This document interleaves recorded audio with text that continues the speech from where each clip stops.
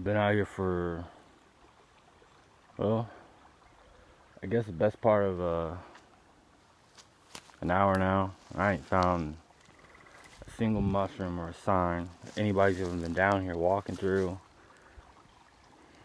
other than a coon and some deer.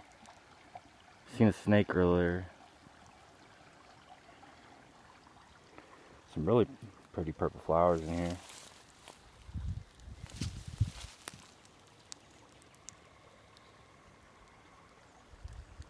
Just kind of trail along. Just kind of been walking the creek. I was down in it, but clay's too soft, the mud's too soft. Start digging in too deep and almost lost my boot.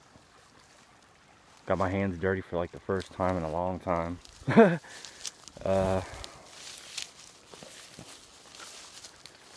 But yeah, it's good to get out and get some fresh air though, that's for sure.